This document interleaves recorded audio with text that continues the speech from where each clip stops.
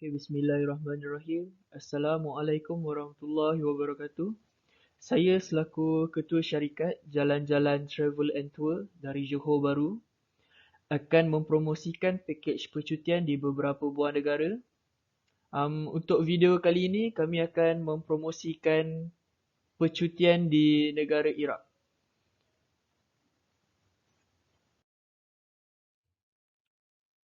Okey, pakej percutian yang kami sediakan di Iraq akan berlangsung selama 4 hari 3 malam dan jumlah yang perlu dibayar hanya RM4,300 seorang.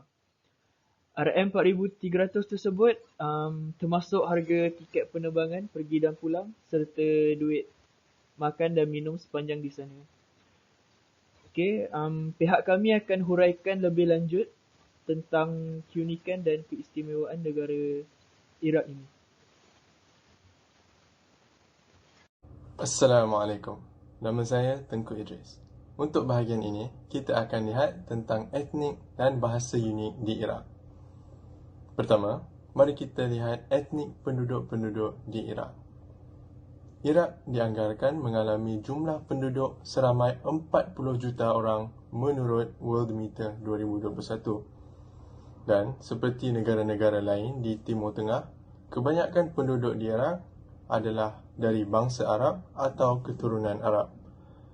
Etnik penduduk-penduduk di Iraq boleh dibahagi di mana etnik Arab terdiri daripada 3/4 atau 75% daripada jumlah penduduk. 15% adalah orang Kurd yang terletak di bahagian Kurdistan Iraq, yang juga merupakan salah satu zon autonomi di Iraq yang bebas daripada kerajaan Republik Iraq dan di mana majoriti orang Kurd tinggal.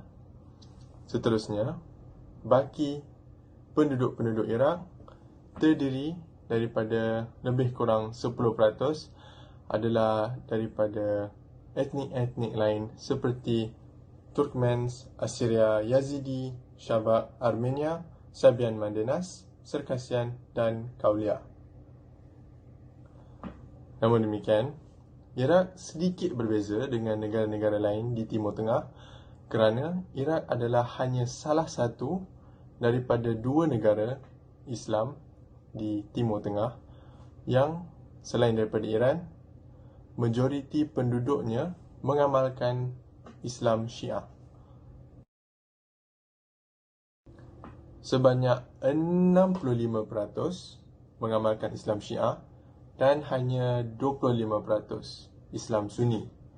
Dan 10% lagi adalah pengikut amalan-amalan lain seperti Kristian, Yazidi dan lain-lain. Mengenai bangsa di Iraq pula. Iraq terletak di tapak tamadun tertua di dunia, iaitu tamadun Mesopotamia, yang mengalami sejarah yang sangat dalam dan juga telah memperkenalkan sistem tulisan terawal, iaitu sistem tulisan cuneiform pada abad 3200 BC. Walau bagaimanapun, pada masa kini, Iraq telah menerima pakai 2 bahasa sebagai bahasa rasmi negara. Bahasa Arab Standard Modern dan bahasa Kurdish. Namun begitu, penduduk Iraq biasanya berkomunikasi dalam bahasa Arab yang sedikit lain. Ia lebih sama kepada bahasa Arab Mesopotamia dan juga merupakan bahasa yang paling digunakan. Ia diikuti oleh bahasa Kurdish yang digunakan oleh bangsa etnik Kurd, terutamanya dalam dialek Sorani dan Karmanji pada tempat kedua, dan diikuti oleh bahasa-bahasa yang lain seperti bahasa Turki dan Syria oleh penduduk-penduduk yang lain. Itu saja untuk bahagian ini. Mari kita kepada segmen yang seterusnya. Selamat pagi, dan saya ingin membentangkan tentang Iraq, itu seni dan gaya hidup di Iraq. Okey, kita semua sudah tahu. Kita akan pergi ke bahagian di mana kita ke ada tiga jenis penerangan tentang seni di Iraq, iaitu satu, muzik dan tari. Baik. Kita ke muzik dan tari. Itu kalau kita dapat tahu, muzik ini generasi muzik dan tari di negeri Iraq terkenal dengan warisan makam, iaitu tempat dan posisi. Itu sistem mod yang digunakan dalam sistem Arab tradisional dan juga dikenali sebagai UNESCO, iaitu warisan kemanusiaan yang tidak terkara.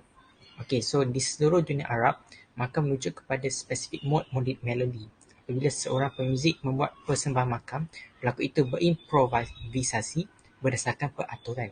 Terdapat sejumlah makam yang berbeza, masing-masing mempunyai mod dan ciri tersendiri.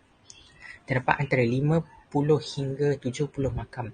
Banyak di antaranya mempunyai sub-gaya. Ciri-ciri muzik Iraq yang lain termasuk tempo yang perlahan, hiasan dan berirama atau garis melodi dan mod yang biasanya kecil. Instrumen merangkumi kanun, rik, santur, darbuka, nakareh, ni, jose dan oud.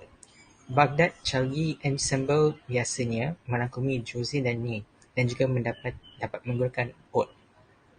So jadi alat muzik oud itu alat bertali sejenis kecapi berleher pendek dan berbentuk wapil, dan rebab alat bertali berleher panjang dan di bahagian bawah dan menggunakan penggeser. Okey, itu makam dan muzik. Kemudian kita pergi kepada craft.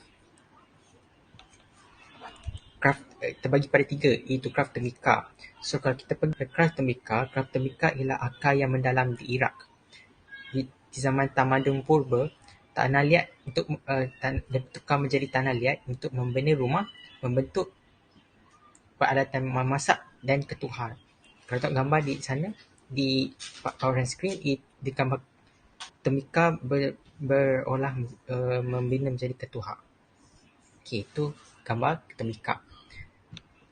Suniform, itu tulisan terawal dicipta oleh orang Sumeria, diukur dalam tablet tanah liat. Itu yang kedua. Dan yang ketiga, itu permaidani, ditenun which is dalam tomat kampung, kilang bandar dan istana. Dan di etnik, dia berbagai etnik, iaitu Kurd, suku nomad, Qashqai, Bakhtiari, Afshari, Azerbaijan, Turkmens dan lain-lain. Okey, itu kita sudah mencerangkan muzik dan tari serta craft. Sekarang kita pergi kepada bangunan. Okey, bangunan di Iraq. Okey, so bangunan di Iraq ialah tamadun tertua di India. Itu pada zaman itu setiap kota utama di Empire Mesopotamia mempunyai ziggurat mereka sendiri. Namun kebanyakan daripadanya telah musnah di telan zaman.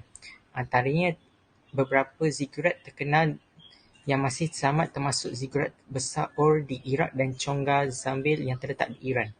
Ziggurat ialah bangunan yang didedikasikan kepada tuhan-tuhan mereka. Setiap bandar di Mesopotamia mempunyai tuhan yang utama. Sebagai contoh, Marduk ialah dewa Babylon, Enki adalah dewa Eridu dan Ishtar pula ialah dewi Nineveh. Di bahagian atas ziggurat terletak di sebuah kuil tempat pemujaan tuhan-tuhan ini. Para Sami akan melakukan pelbagai ritual, perayaan dan juga korban di sini. Kuil ini dibina pada bahagian atas ziggurat kerana mereka mahu kuil itu berapa hampir mungkin dengan syurga. Okey, kita sudah menghabiskan bahagian sini. Sekarang kita pergi kepada bahagian gaya hidup Iraq. So, yang pertama kita ada tiga. Yang pertama ialah kelahiran. Jadi kelahiran Iraq, bilangan tersebut telah melebihi 40 juta penduduk. World Bank 2020. Dengan ibu kotanya Baghdad mengalami lebih 7 juta bilangan penduduk dengan kemampuan 50,000 penduduk setiap kilometer persegi, menjadikannya ibu kota termempat di dunia. Itu yang kelahiran. Yang kedua, perkahwinan. Kebanyakan diatur di Iraq. Namun orang kini mempunyai kebebasan untuk memilih pasangan mereka. Ibu bapa masih sering mengaturkan perjumpaan dan perkenalan untuk anak-anak mereka yang bakal meminang. Dan yang ketiga ialah kematian. Adab ni termasuk memandikan mayat kecuali dalam keadaan khusus seperti perang. Mayat dalam kain kafan, kain balut mayat, solat jenazah, penguburan mayat di sebuah kubur dan mengarahkan kepala mayat berikut ke hadap Mekah. Jadi itu sahaja daripada saya, dan kita pergi kepada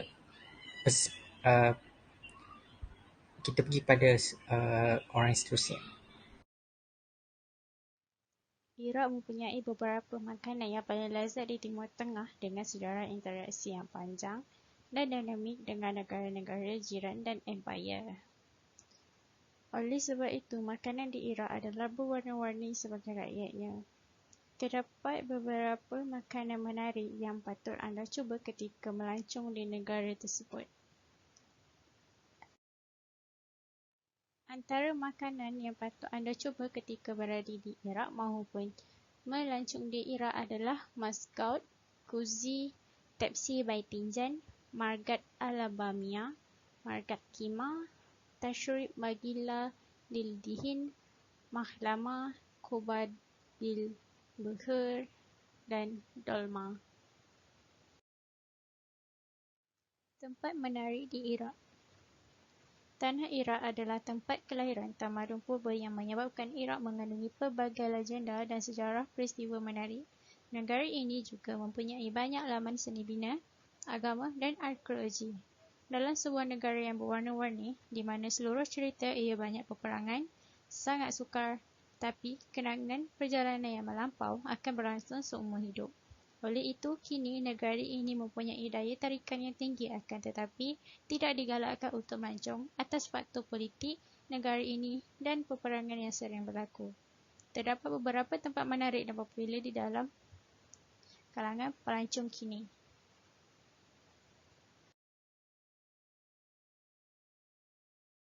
Pertama adalah Masjid Al-Askari Shrin.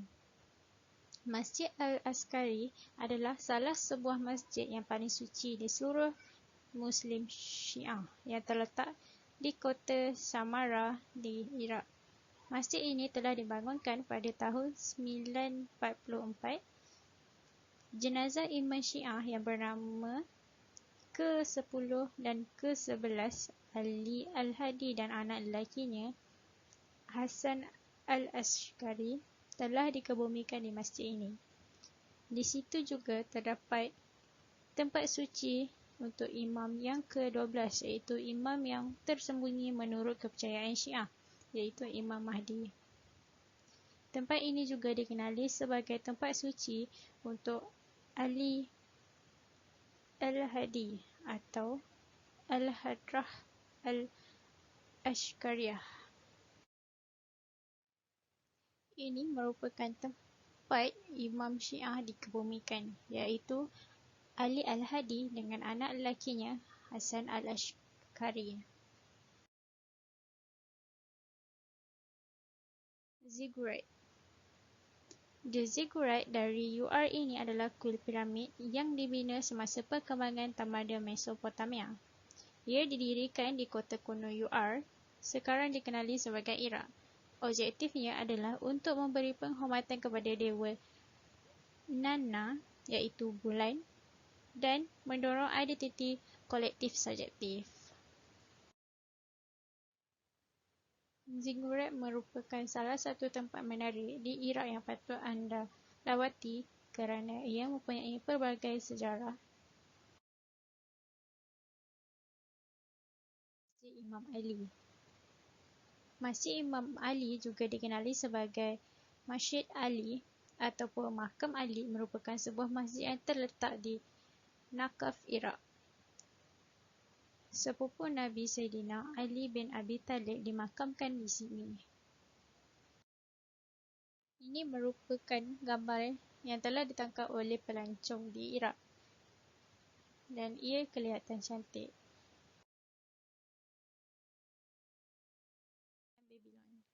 Babylon merupakan salah satu bandar yang paling terkenal kuno. Ia adalah ibu kota selatan Mesopotamia, iaitu Babylonia, dari alaf awal 2 hingga awal first alaf BCE dan modal daripada kerajaan Neo-Babylonia, Chaldean pada abad ke-7 dan abad ke-6. Ketika ia berada di puncak kemegahan, runtuhnya yang luas di Sungai Eufrat kira sekitar 55 batu, iaitu 88 km selatan Baghdad, terletak berhampiran bandar moden di Al-Hilah, Iraq. Ini merupakan salah satu lukisan gambaran Babylon terdahulu ketika zaman kemegahan Babylon dan juga Babylon yang sekarang yang telah runtuh. Muzium Iraq mengandungi peninggalan berharga dari Mesopotamia, orang Babylon dan Parsi peradaban. Ia adalah diarah semasa dan selepas 2003 pencerobohan ke Iraq. Walaupun ada usaha antarabangsa, hanya beberapa artifak yang dicuri telah dikembalikan. Setelah ditutup selama bertahun-tahun sambil diperbaharui dan jarang dibuka pada tontonan umum, muzium ini dibuka semula secara rasmi pada Februari 2015.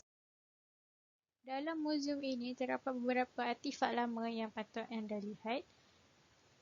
Setiap artifak mengandungi sejarah ia tersendiri dan juga ia mempunyai beberapa pengajaran yang patut anda ambil sebagai iktibar.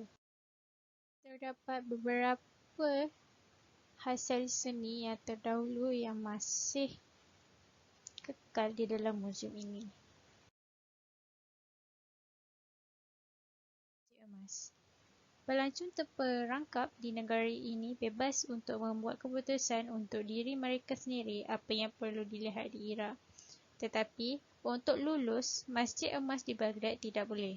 Kota purba sesak permata seni bina yang menakjubkan, tetapi bangunan ini bersejarah dan dihiasi dan menarik mata pelancong. Akan tetapi, anda boleh lalu di kawasan ini untuk melihat kemegahan Masjid Emas ini kerana ia amat menakjubkan. Yang terakhir adalah sukan yang sering dimainkan di Iraq. Terdapat pelbagai jenis sukan yang dimainkan dan diikuti di Iraq. Bola sepak adalah sukan dan hobi yang paling popular di Iraq. Bola sepak adalah faktor penyatuan besar setelah bertahun-tahun perang dan kerusuhan. Bola keranjang, berenang, angkat berat, bina badan, taekwondo, tinju, kotak sepakan dan tenis juga sukan dan hobi yang paling popular. 3 sukan yang paling popular yang sering dimainkan di Iraq iaitu gusti, bola sepak dan bola keranjang. Bola sepak dan bola keranjang mempunyai pasukannya tersendiri di Iraq. Okey, kita telah sampai ke penghujung video ini. Jika ada yang berminat ataupun mempunyai soalan berkenaan dengan pakej percutian di negara Iraq ini, boleh hubungi kami 018-7614-368. Dan untuk pengetahuan semua, ofis kami terletak di Johor Bahru, yang beralamat nombor 11G, Jalan Padimas 1/4, Bandar Baru Udah, 81200 Johor Bahru, Johor. Itu saja daripada kami, Jalan-Jalan Travel and Tour Agency. Jika kamu mencari travel agency untuk keluar negara, boleh hubungi kami sebab we know the best route for you. Sekian, terima kasih.